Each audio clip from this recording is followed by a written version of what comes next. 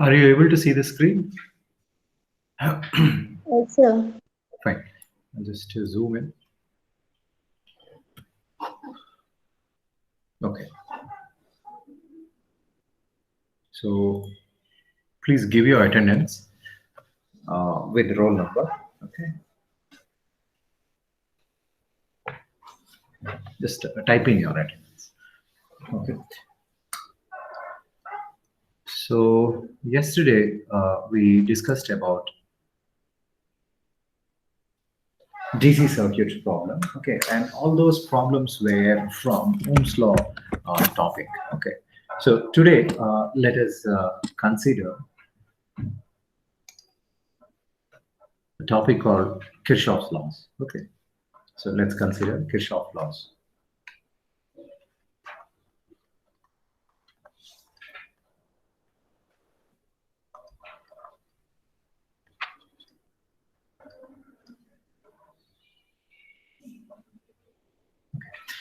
So Kirchhoff laws, basically, so the story behind these laws is something like he had been given with some academic assignment from his course instructor, and that assignment he turned into these two laws. Okay, so even the instructor was like very surprised, and rest is the history. Okay, so basically this Kirchhoff laws uh, is consisting of two laws. Okay, first the current law, and the second is the voltage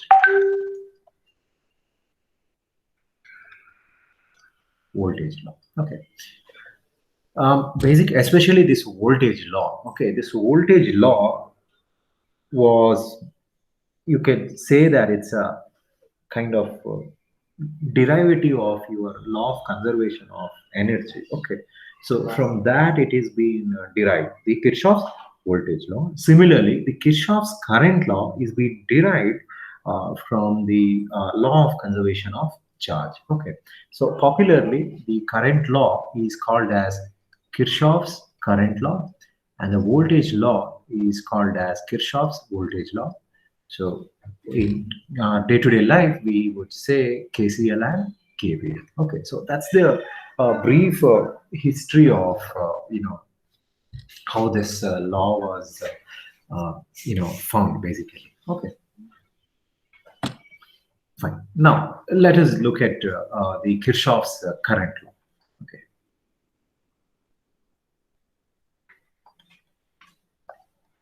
or in short, KCL. Always, my first question going to be, can you apply KVL and KCL to AC circuits?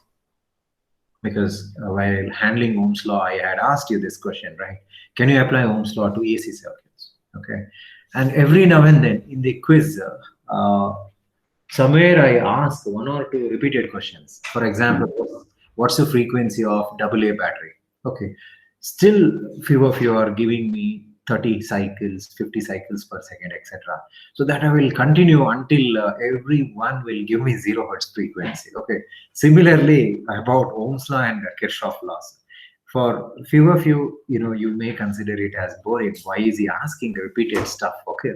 So those who know it, that's fine. So I'm asking those repeated questions for those, students who are not able to, comprehend between the AC topology and the DC topology. Okay, that's the reason few questions in all the quizzes may repeat. Okay, yeah. Coming back to the law, is it applicable to AC and DC?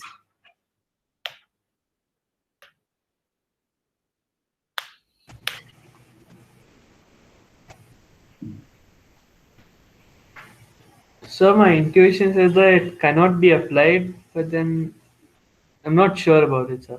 No problem, no problem. I am not here to judge whether you are right or wrong. Okay, I just want answer so that we can turn into probably a discussion only. That's the reason. Okay, don't hesitate.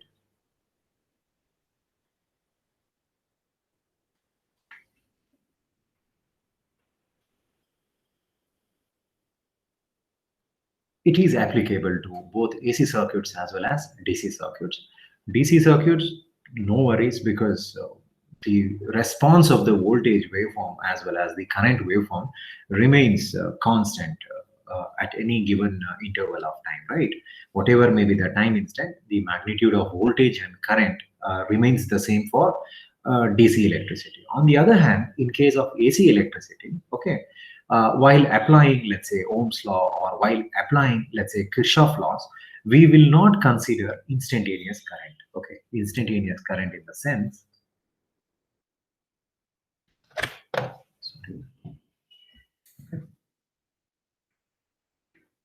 let's say I have my current waveform of this kind, right? So this is my current drawn with respect to time. Now this is my instantaneous current because this particular waveform will have several instantaneous values and none of them are remaining constant, right? Because in every time instant, this instantaneous value keeps on changing. So you cannot, apply, let's say, KVL or KCL for an instantaneous value. That's because you represent instantaneous signal as I of t, where t is variable. Okay, t keeps on varying. So, what time instant you need to consider? Should you be considering it as origin, or should you be considering it as, let's say, 1 second, 1 millisecond, 1 microsecond? We do not know. That's the reason for AC circuits. Normally, what we do is we will not consider the instantaneous value. What we consider is known as the RMS value. RMS value. I hope you have come across the term called RMS value. This is called as Yes, sir. routine equivalent value. Yes, the moment you define RMS value or the moment you find the RMS value. Okay, so this RMS value basically, what you say, kind of the steady part of alternating waveform that gives the same heating effect that of DC waveform. Okay, definition sometime later we will discuss. So for AC waveform or for AC signal, we can apply Ohm's law as well as Kirchhoff's laws, provided you consider or you measure its RMS value. So it is applicable to both AC as well as DC. DC straight away you can apply.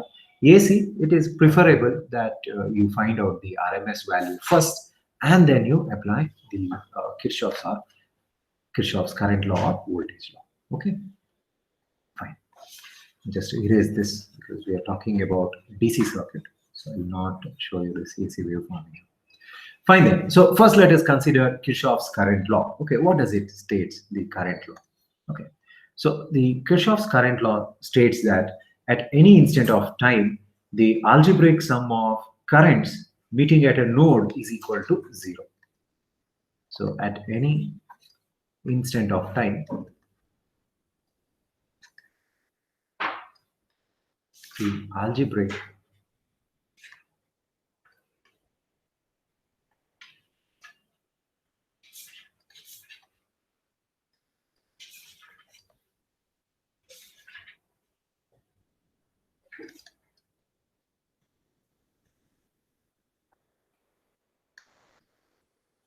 node equal to 0. So that's the statement. Okay. Now, in few books, at any instant of time, the algebraic sum of the currents meeting at a node is equal to algebraic sum of the currents leaving at the node. That is also fine. Okay. So any statement you can use it, either all the currents meeting at a node is equal to 0, or you can say that incoming current is equal to outgoing current. Okay. So mathematically, mathematically you can say that summation I is equal to 0. So that's the reason we are using the term called algebraic sum. Algebraic sum means there is some sign convention involved, and based on the sign convention convention, you are basically totaling the currents. All right. So mathematically, you can say that summation I is equal to 0. Oh, okay. So this is also equals to, you can say that alternatively, you can say that I in is equal to I out. Okay. Incoming current is equal to outgoing current. Okay. So let us explain the KCL with the help of a small network. Okay. Let me consider, let's say, a 4-branch network. Okay. So let's say this is some R1, R2, R3, and R4. Okay. Some random currents, let me consider. Some I1 here, okay, and some I2 here, some I3, and some I4. Okay. And let us say the meeting point of the network is, say, node N. So apply KCL at node N. So in the statement we said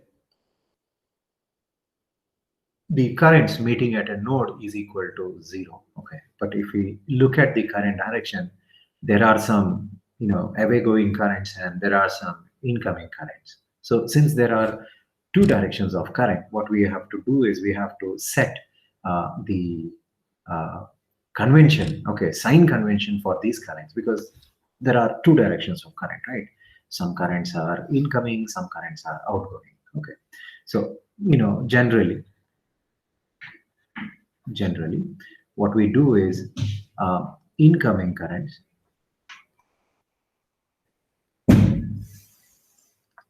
are taken as positive, okay, and outgoing currents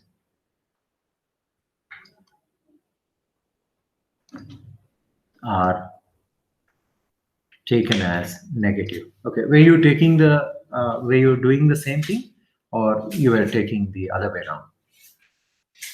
I normally consider incoming currents as positive and outgoing currents as negative. You doing the same thing, or you were? Yes, sir. Same things. Same thing, sir. Yeah. Now, one small question. What if I reverse the convention? Will it matter? No, sir. No, sir. The same. The same. No, sir. Absolutely. That's all. That's all. It doesn't matter whether you take incoming currents as negative or positive. In the end, what you do is you take out the algebraic sum. Okay. So the signs are going to get adjusted accordingly. Okay. So don't worry about the sign convention. Either you take all incomings as positive and or all incomings as negative, because in the end what you're taking is the algebraic sum. Okay, but I'm going to use this particular sign convention. Okay, incoming I will take it as positive and outgoing I will take it as negative. Okay, so let's look at it. So apply KCL at node N. Okay, so at node N, first let me see, are there any incoming currents? Okay, I have I1 which is flowing towards the node. Yeah, you can tell me. I1 plus I3 I1 plus I3, that's your incoming current. is equal to I2 plus I4. Yeah, I2 plus I4, correct. So what I will do, first I will write outgoing currents as negative. So minus I2 and minus I4, because they are flowing outwards, is equal to 0. And in the next step, as you said, I will take the negative terms on to the right hand side, so that I will get I1 plus I3 as I2 plus I4. So basically it is sum of I in is equal to sum of I out.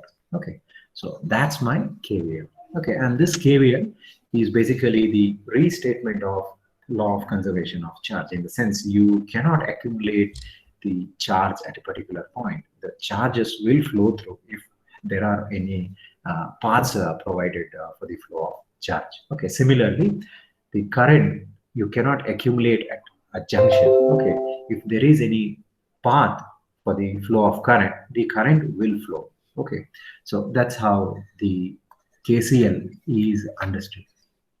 Okay, fine. So that's about KCL. Very easy to understand actually. Okay, next let me consider KVL.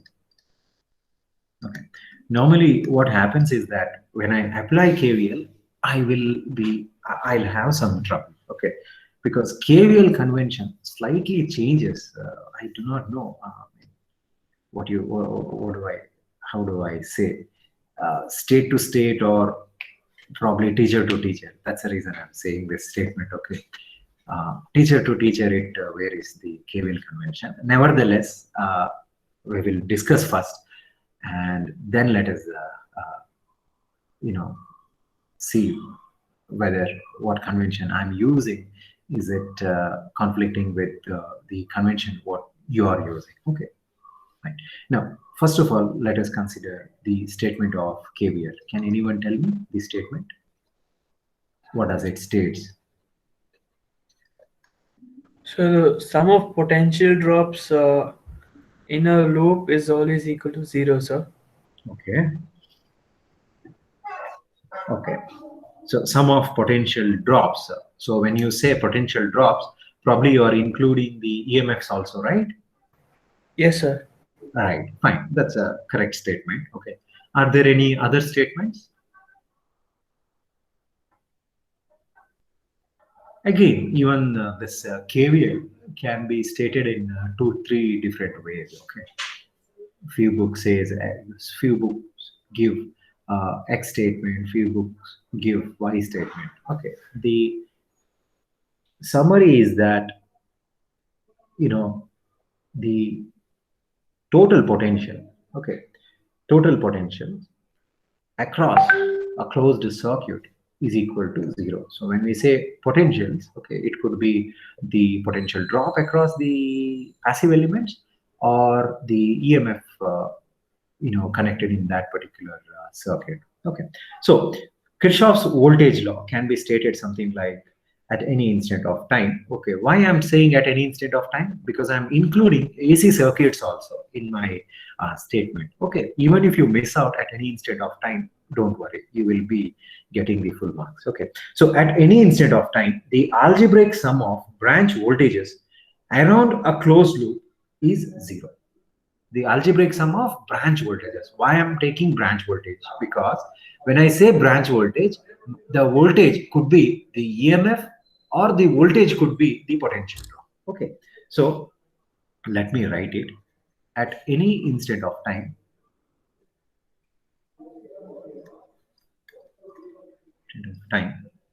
the algebraic sum of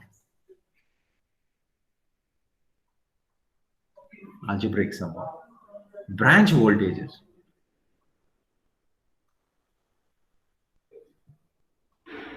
around a closed loop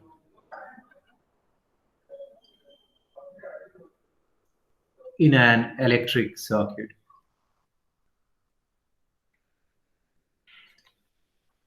is 0. This is something like detailed statement. Okay.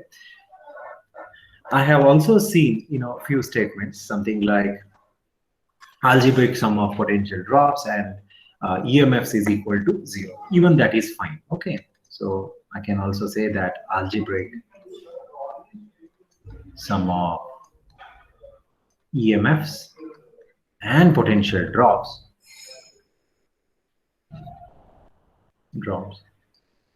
in a closed circuit is equal to 0. Okay, so even you can state it this way also. Okay. It's clear, right? So the statement is similar to what you used to state in your 11th or 12th, right?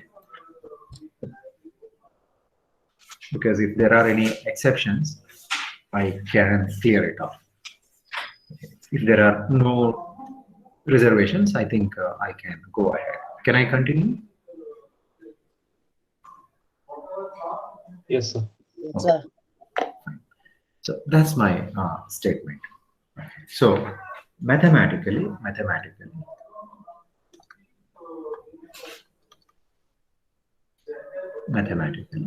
okay, we can say that, you know, summation E, okay, minus summation IR is equal to 0. Okay. Now, negative or positive doesn't matter because you are taking out the summation. So better I take positive. Okay. Why? Because summation IR, we have to see whether it is a potential drop or whether it is a potential rise. Similarly, summation E, I need to check whether, you know, the current is in the clockwise direction or anti-clockwise direction, etc. So as a whole, I can say summation E plus summation IR is equal to 0. Okay, so that's my mathematical statement. Okay, now let us discuss in detail how exactly we apply the KVL. Okay, to apply KVL, what I will do is I will consider a simple sample network, okay, consisting of, let's say, 3 resistors. Okay, this is called as a T network, and 2 batteries. 2 batteries. Okay. So let me just write steps to apply KVL. Okay, let's say battery 1 potential is V1 and battery 2 potential is V2. Okay, and say this is R1, say this is R2, say this is R3. Okay, say plus minus, plus minus. Okay, I just wanted to know, have you studied about mesh analysis in your 11th or 12th? Have you come across? Yes, sir. Yes. Oh, you have come across mesh analysis. Okay, so when you apply KVL, okay, you can either use mesh analysis or you can use, you know, the current direction based on KCL. So what I will do, since this is the first class, let me do with KCL. Okay, and maybe after solving for two to three problems, I will introduce you to the mesh analysis concept. Okay, fine. So this is my network. Now I do not know whether V1 is greater or V2 is greater. So that's immaterial to me. Okay, I can start putting the current directions, either taking the help of V1 or taking the help of V2, or I can even consider both sources into consideration. Okay, normally what I will do is I'll normally start from left to right. Okay, again I'm telling you, not necessary. You can even start from right to left, or you can start simultaneously from V1 as well as V2. So steps to apply KVL, what I will do is mark current directions,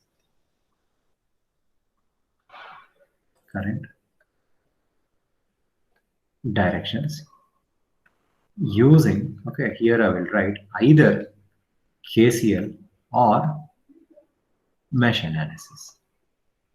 But mesh analysis, let me discuss sometime later.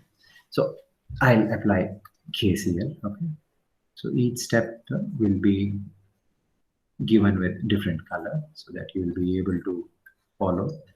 So let's say this is my current I1. Okay, so this I1 current flows like this, and at this particular node, okay, so let's say we have current I2. Okay, on the other hand, the current which flows through R3 is the remaining current. Okay, and what is the remaining current? It is I1 minus I2. So here let me write I1 minus I2. Okay, I1 minus I2. Is it fine? Yes, sir. Okay, Yes, sir. fine. So done. First step we have done. Okay, we have marked the current directions. Okay, if we were to consider mesh analysis, in mesh analysis, what I would have done is I would have considered the mesh currents in the two meshes. Okay, and I would have named them as I1 and I2. Okay, so in mesh analysis, either you take two clockwise currents or you take two anti-clockwise current, but not the mixture of the two. Okay, either it should be all clockwise or it should be all anti-clockwise. Okay, I'll just put the current direction, but I will not discuss about it. Okay, we'll do it later.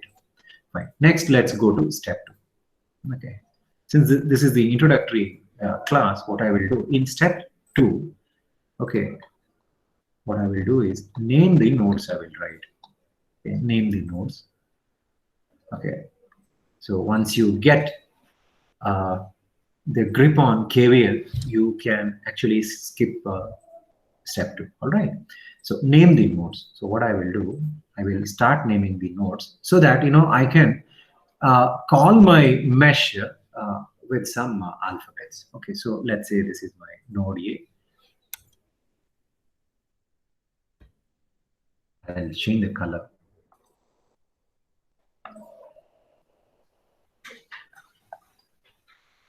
Node A, node B, say C, say D, say E, say F. Okay. So by naming the nodes, what I can say is that in the mesh A, B, C, D, A, and in the mesh D, C, E, F, D, apply KVL. Okay, fine. So second step is to name the nodes. Okay.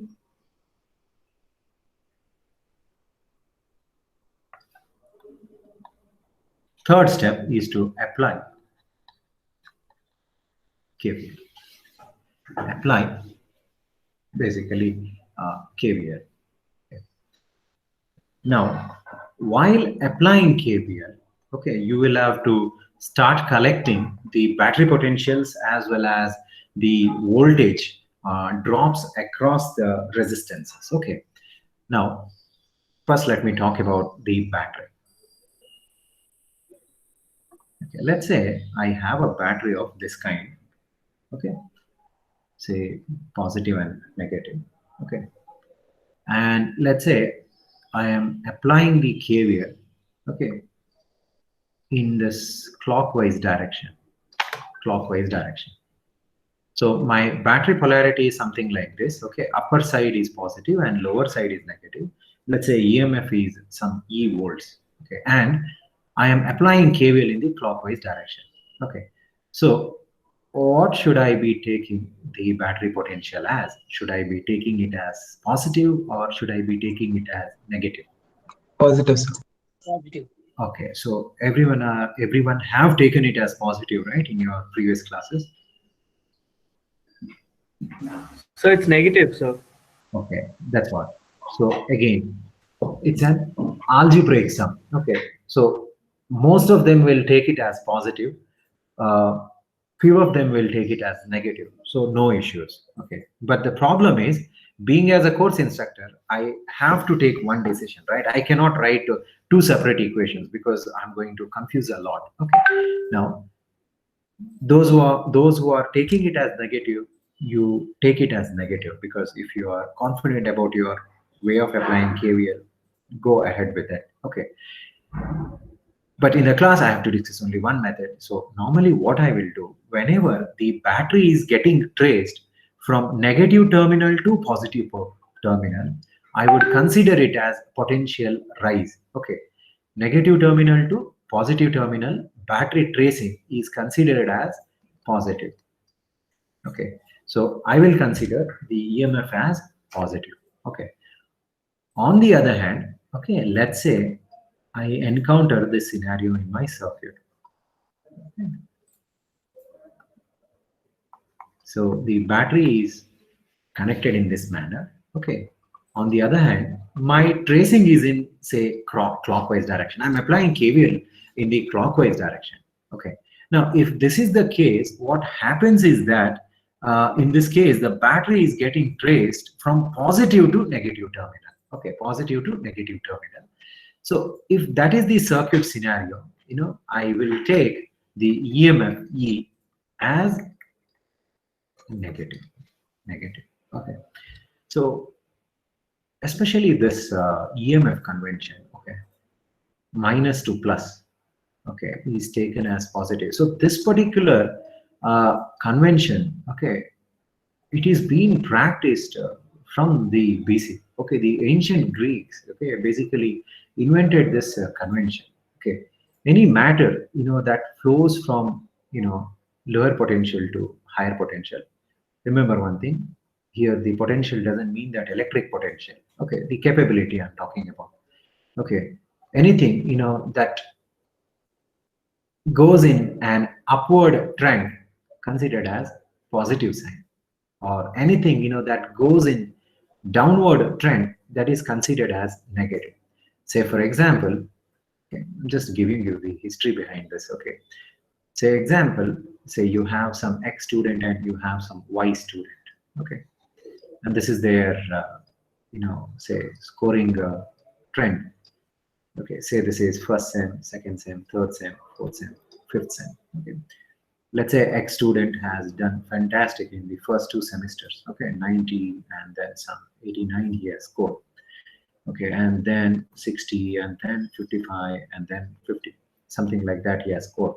On the other hand, Y student, let's say he has just passed, okay, in his first semester with say some 50 score, then slightly he could adjust to 55 in the second semester. In the third semester, he again, scored 55, and then it became 60, and then it became 80. Okay. Now, if you look at the performance trend, okay, who is in the positive side, X or Y? Y is in the increasing trend, right? In the sense, though his initial performance was bad, let's say 50, 55, and then 55, later on, he started to realize his true potential and started to score, okay, or started to perform really well. Okay, so this is, graph to, okay, related to student X. On the other hand, because of some external disturbing factors, okay, the first student who was scoring, who has actually scored really well in the first two semester, all of a sudden, his performance started to dip. Okay, started to dip. So his performance is basically moving in the downward direction. Okay, downward direction. Perhaps these Greeks must have thought it in the same line. Okay, anything that goes in upward trend is considered as a positive sign. Okay, on the other hand, any phenomenon, okay, that is going in the downward trend is considered as not so good phenomenon. Okay, so accordingly, they started using this convention. All right, so tracing the battery from negative to positive is considered as positive EMF, and the vice versa is considered as negative EMF. Okay, is it clear? Yes, sir. Okay. Yes, sir. So that's about the battery. Now we are left with the passive elements. Okay, since we are considering DC circuits, okay, the passive element voltage drops. Let me write. All right, passive element voltage drops. Let me write. Now, what are the passive elements? Resistors, inductors, and capacitors. Okay, the later two will not be discussed in DC circuit because XL is 2 pi FL, and for DC, okay, for DC frequency is 0 hertz, so F is equal to 0 hertz, so XL is equal to 0, correct? 2 pi into 0 hertz into L is 0. So for a pure DC, inductive reactance is a short circuit equivalent in the sense,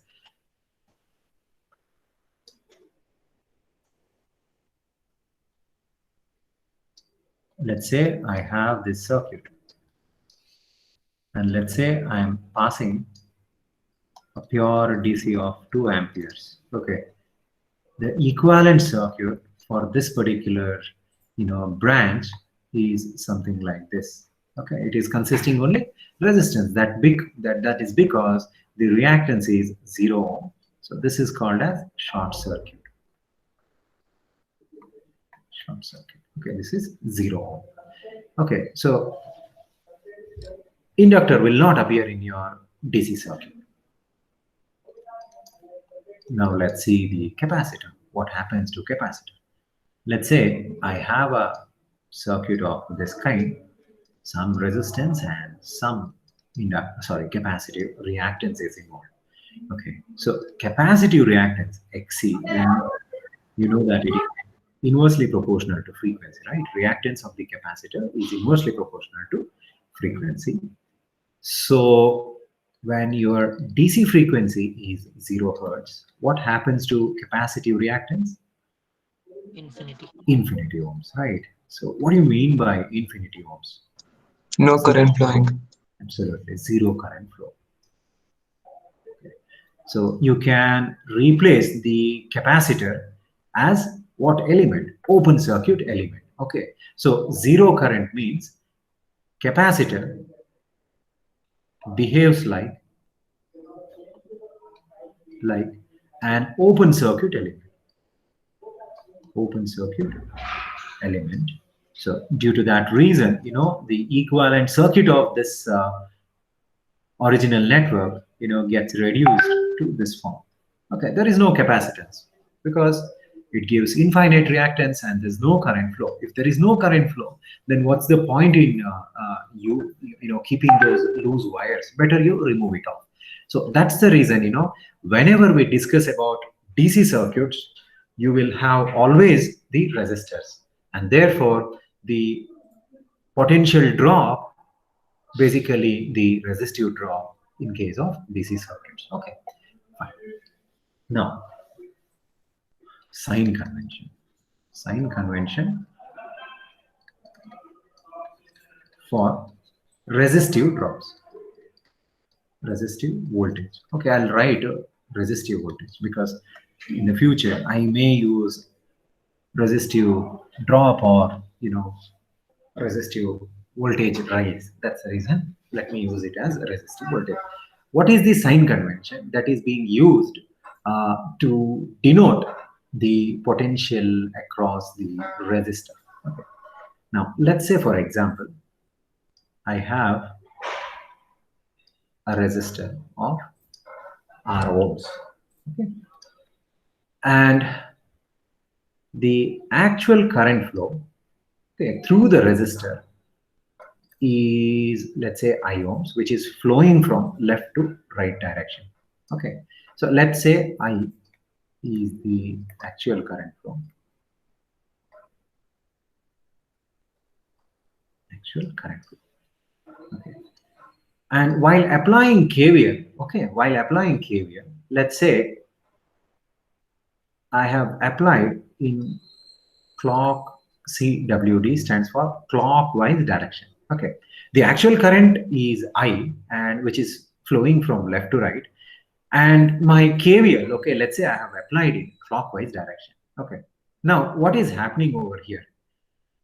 The actual current direction is agreeing with the path in which I am applying KVL, right? The actual current direction is agreeing with the path which I have, chosen. So when the two currents, are in the same direction, correct? They are in the same direction. This is also trying to flow in the clockwise direction, and the assumed direction is also in the clockwise direction. If the two currents are in the same direction, the voltage across the resistor is taken as negative. Were you doing the same thing?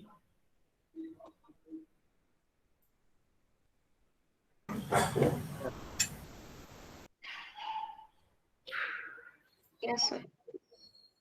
The voltage Yes. across the resistor We will take it as a potential drop. What do you mean by drop? Drop is negative, right? Fine. And the second case is going to be the opposite case of this. So all what you have to do is you have to remember one convention. Okay. If my assumed current is agreeing with the assigned current, then the drop is negative. On the other hand, let's say the actual current is in clockwise direction, but while applying KVL, you encounter this scenario. Okay, this is anti-clockwise, right? ACW, anti-clockwise. So the actual current is flowing in clockwise direction, but the loop, what you have taken, is in the anti-clockwise direction. So basically, the two currents, okay, are not agreeing with each other. They are actually opposing each other. If that is the case, okay, if the two currents are opposing, okay, the voltage drop, I won't say voltage drop, okay, the voltage across the resistor is taken as potential rise, okay, and therefore the voltage is positive. Okay, this is what you are supposed to know while applying KVL. Okay, so I'll just write down the summary in the form of a tabular column. So E is equal to positive.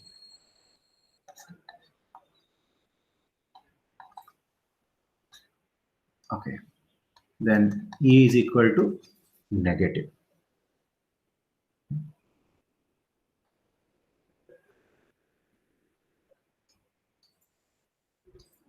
So this is I, this is R,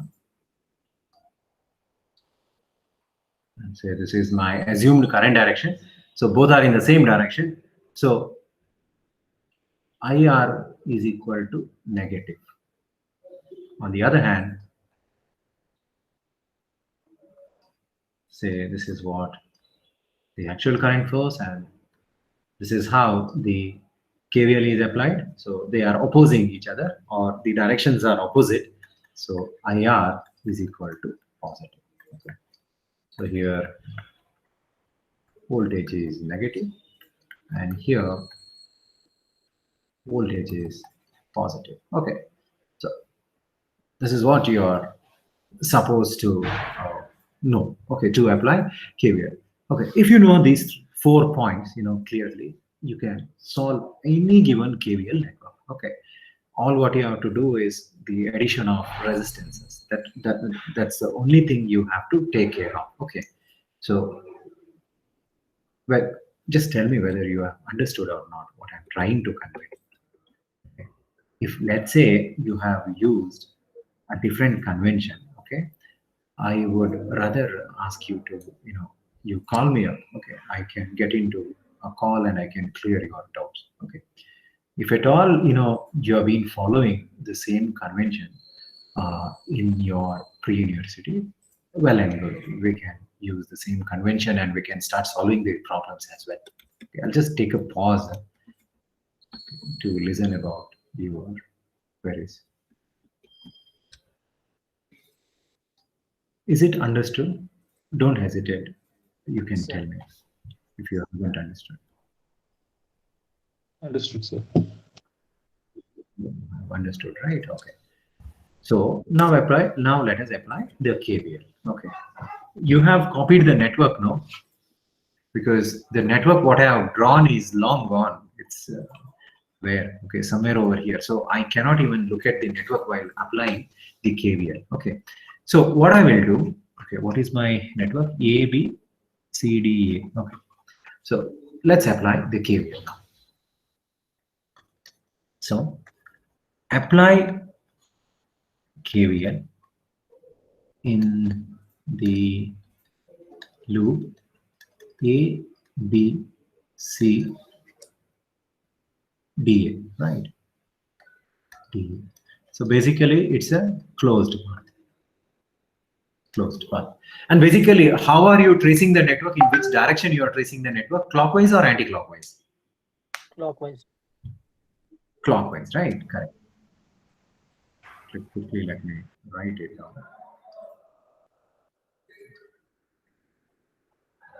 If I go on scrolling again and again. Okay, A, B, C, D, A. This is E and F.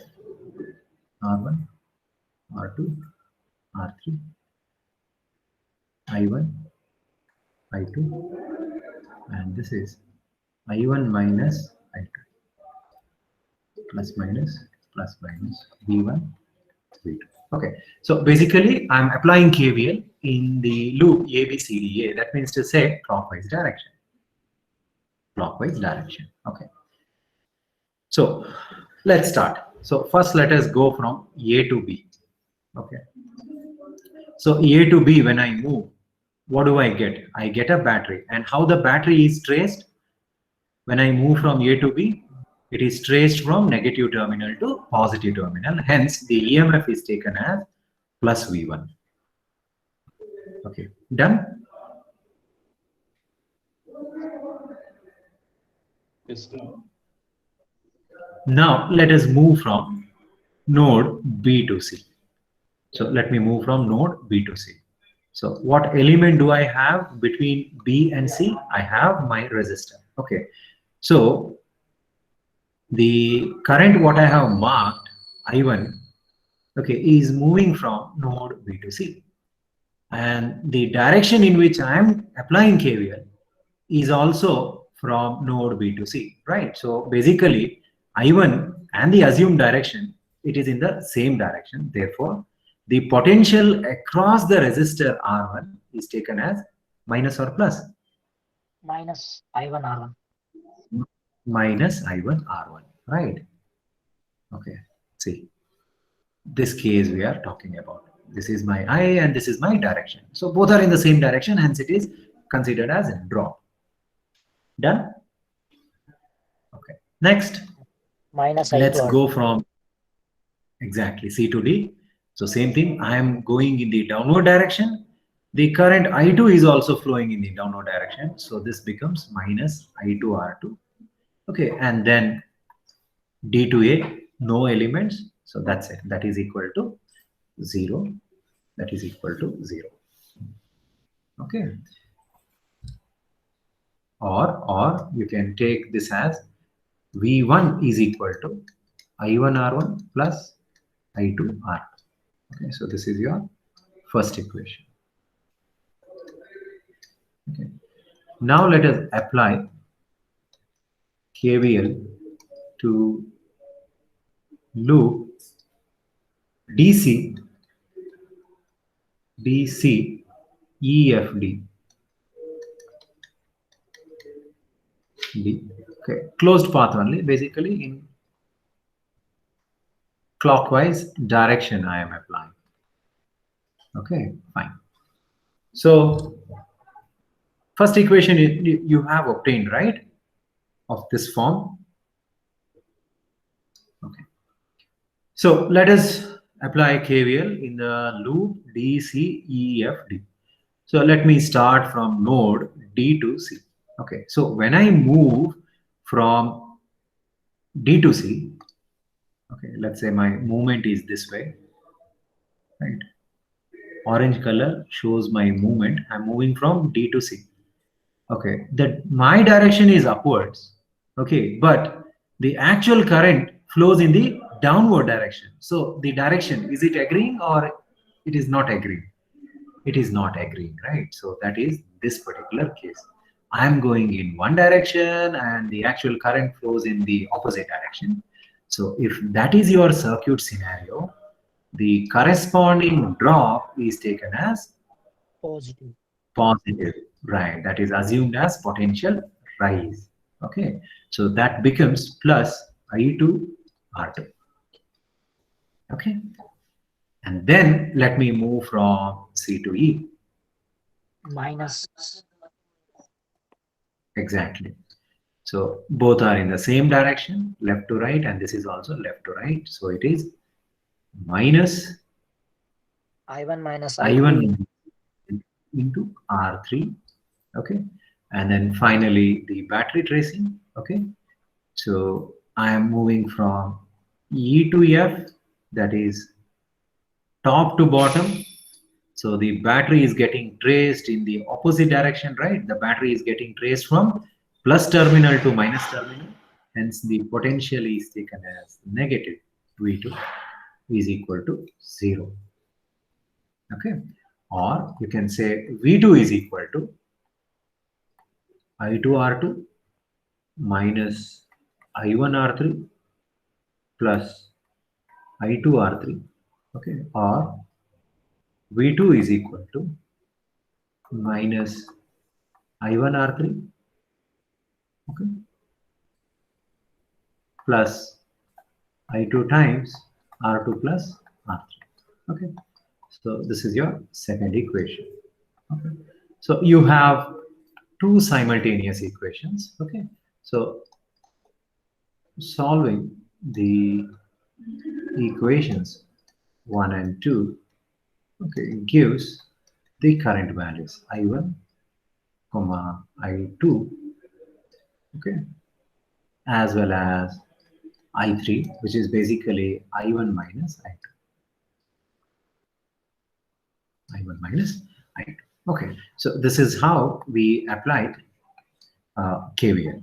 Okay, this is how we apply KVL. Okay, now what I will do, I'll just give you homework. Okay, homework.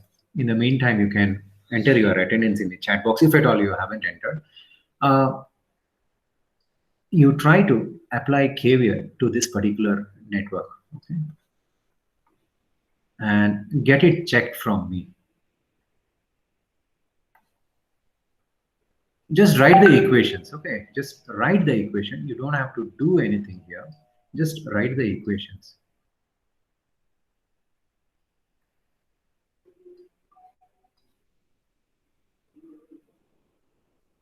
Okay, say V1, say V2,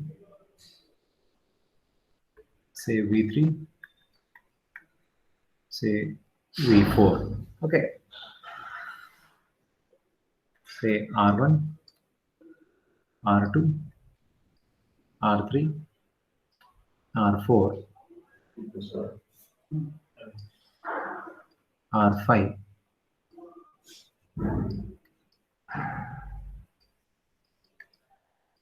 V5. Okay, so this is your homework. Okay, don't worry about the resistance values. It's a 3-loop network. Okay, what I have done in the class is a 2-loop network. You just write the KVL equations. Okay, write the KVL equations. Say this is my assumed path. Okay, this in clockwise direction I'm going to apply KVL. Okay, write the equations, and you can just show the equations to me. Okay, maybe in the form of email or in the form of WhatsApp. Okay, you can do that. Fine. So I'll stop my class. Okay, so we will meet up the next week. Okay, on Monday let's meet up.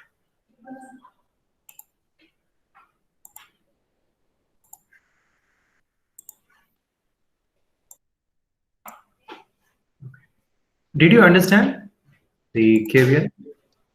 Yes, sir. Yes, Was there sir. any